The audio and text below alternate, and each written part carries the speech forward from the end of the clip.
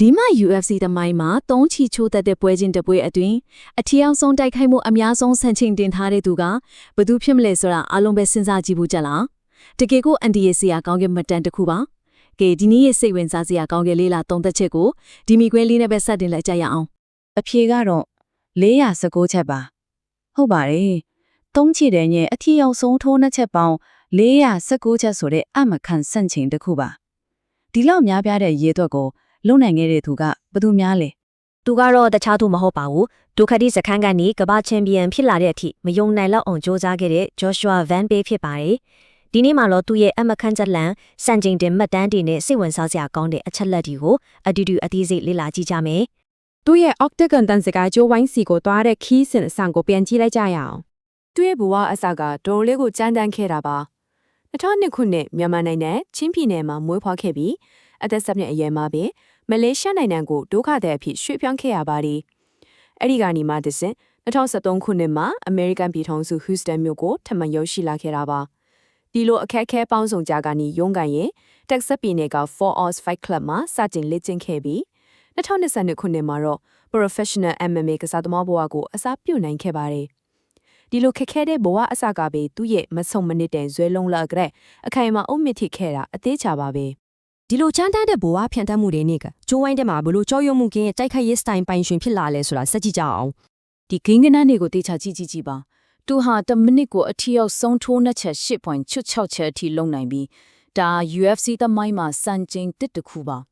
နောက်ပြီးတိုက်ခိုက်မှုကွာဟချက်ဆိုလိုတာကကိုကထိုးနိုင်တာနဲ့အထိုးခံရတာကြားကကွာဟချက်ကအပေါင် 2.5 အထိရှိလို့ flyweight သမိုင်းမှာပါစံချိန်တင်ထားပြန်ပါတယ်ထိုးနှစ်ချက်တိကျမှု56.8%ဆိုတာဒီဝိတ်တန်းသမိုင်းမှာဒုတိယမြောက်အတိအကျဆုံးပါပဲရိုးရှင်းတဲ့ဂျင်လက်ချင်းမှုတွေကနေပြိုင်ဘက်ကင်းတဲ့စွမ်းရည်တွေအဖြစ်ပြောင်းလဲလာတာကိုဒီအချက်လက်တွေကသက်တည်ပြနေပါတယ်သူ့ရဲ့လျှို့ဝှက်ချက်ကဘာလဲဆိုတာသူ့ကိုယ်တိုင်ပြောပူပါတယ်ကျွန်တော်ကကခြားသူတွေနဲ့ကြွားချားသွားစေတာကအချိန်ကိုက်လို့ရှားမှုနဲ့အကွာဝေးကိုချိန်စားနိုင်မှုပဲလို့ဆိုပါတယ်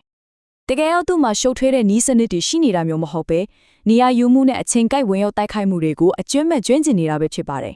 ဒါပေမဲ့ကျိုးဝိုင်းထက်ကအချမ်းပတန်းချန်ပီယံကြီးနဲ့အပြင်ဘက်ကဘဝဟာတကယ်ကိုဆန့်ကျင်ပါပဲလူတွေသိမသိတဲ့သူ့ရဲ့အကြောင်းလေးတွေကိုပြောပြချင်ပါတယ်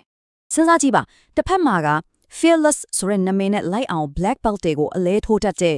ယုံကြည်မှုအပြည့်နဲ့ဂျိုးဝိုင်းတွေမှာအချမ်းပတန်းဖိအားပေးကစားတတ်တဲ့သူပါ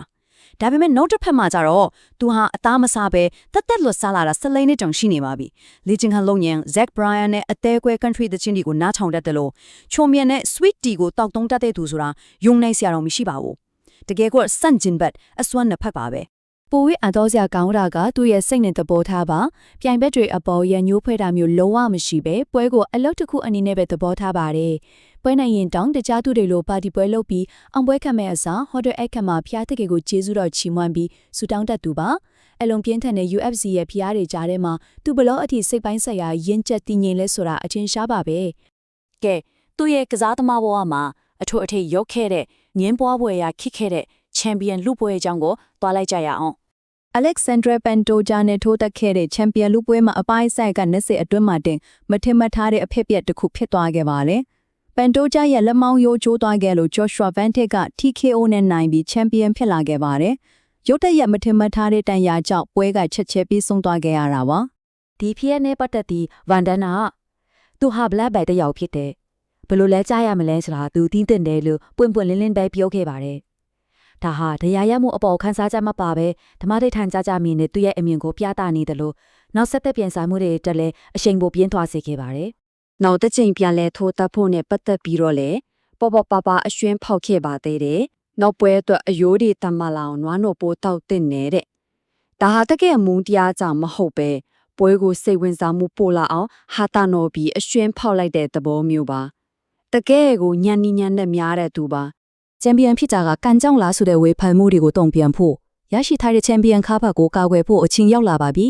UFC 30-28မှာရှုံးပွဲမရှိသေးတဲ့ Tatsuro Taira နဲ့ထိုးတက်ထည့်ရပါတယ်ပွဲမတိုင်ခင်က သူချန်ပီယံဖြစ်ခဲ့တာကန်ကောင်းလိုပါဆိုတဲ့ဝေဖန်မှုတွေပြင်းထန်ခဲ့ပေမဲ့လုံးဝတီတီငြိမ်ငြိမ်နဲ့ပဲထိုင်ရာကိုအသာစီးရယူနိုင်ခဲ့ပါတယ်။လဲကျသွားအောင်ထိထိုးနှံနိုင်ခဲ့တယ်လို့ပွဲရှင်ကိုလည်းအပြည့်အဝထိန်းချုပ်နိုင်ခဲ့ပါတယ်။နှစ်ပါးလုံးကအလွန်ကဲကျွန်းကျင်တဲ့ပြိုင်ဘက်ကိုအကောင်းဆုံးထိန်းချုပ်ပြီးသူဟာတကယ့်ချန်ပီယံစစ်ကြောင်းတက်တည်ပြနိုင်ခဲ့ပါတယ်။ ဒီတော့ तू ကဘာဆက်ပြောလဲဒီလားပွဲတိုင်းမှာကျွန်တော်ပိုကောင်းလာနေရဲ့စင်ခေါ်ချင်တဲ့သူတွေကျွန်တော်ငယ်ရွယ်တုန်းမှလာထိုးတာပိုကောင်းမယ်လို့ဆိုရတယ်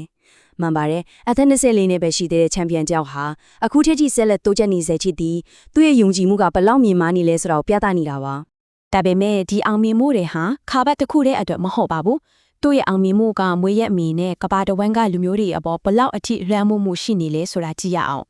တည်င်းစာရှင်းလင်းပွဲတွေလိုမျိုးကဘာကစောင့်ကြည့်နေတဲ့နေရာတွေမှာ UFC ပွဲစဉ်တွေအတွက်အထူးချုပ်လုပ်ထားတဲ့ချွင်းရိုးရဝစ်စုံကိုဝစ်ဆင်လေးရှိပါတယ်။ဒါဟာကမ္ဘာ့စင်မင်းထက်မှာသူ့ရဲ့ရိုးရရင်ကြီးမှုအမွေအနှစ်တွေကိုဘလောက်ဂုဏ်ယူဝင့်ကြွားစွာပြသနေလဲဆိုတာမြင်နိုင်ပါတယ်။ ဒီလိုဂုံယူစရာကောင်းကင်စိတ်ဓာတ်တွေကြောင့်လည်းအိန္ဒိယနာပြည်နယ်ကချင်းဒုခတတိအတိုင်းဝိုင်းကသူ့ကိုရိုးရအခမ်းအနားနဲ့ဂုဏ်ပြုခဲ့ပြီးရိုးရလက်ဆောင်တွေပေးအပ်ခဲ့ကြပါရဲ့